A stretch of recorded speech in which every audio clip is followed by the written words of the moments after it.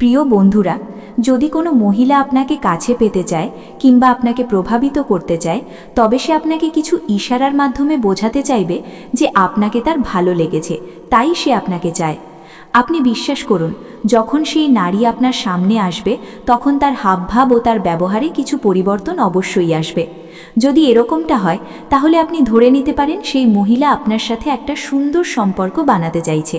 তাই আজকের এই ভিডিওতে আমি জানাবো, যদি কোনো মহিলা বা কোনো বিবাহিত মহিলা আপনাকে তার মনের ভিতরে জায়গা দিয়ে আপনাকে তার নিজের করে নিতে চায়, তবে সে কোন কোন সংকেত আপনাকে দেবে।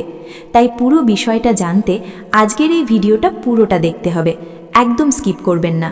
বন্ধুরা, মহিলাদের স্বভাব কিন্তু ভেরি স্পেশাল, তাই তাদের স্বভাব সহজে কোনো পুরুষ বুঝতে পারে না।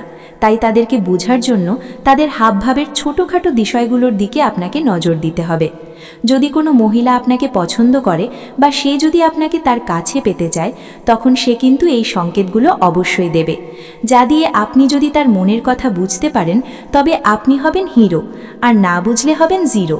তাই যদি কোনো মহিলা আপনাকে পছন্দ করে আর আপনাকে ইমপ্রেস করতে চায়, তবে তার অনুভূতি প্রকাশ করার জন্য কিছু বিশেষ সংকেত আপনাকে অবশ্যই দেবে। এবারে আপনি একটা কথা ভাবুন, যখন আপনি কোনো মহিলাকে পছন্দ করেন তখন সেই মহিলাকে দেখে আপনি কি করেন?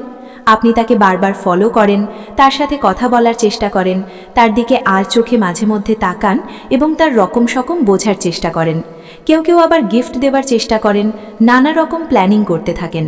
কিন্তু আপনারা হয়তো জানেন না যে মহিলাদের চিন্তাভাবনা কিছুটা আলাদা হয়।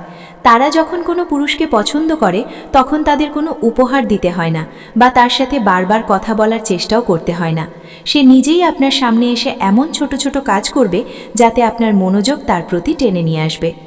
ধরুন, আপনি কোনো বাড়ির ছাদে একা দাঁড়িয়ে আছেন, আর উল্টো দিকে বাড়ির ছাদে অনেক লোক, অনেক ছেলে মেয়ে দাঁড়িয়ে আছে।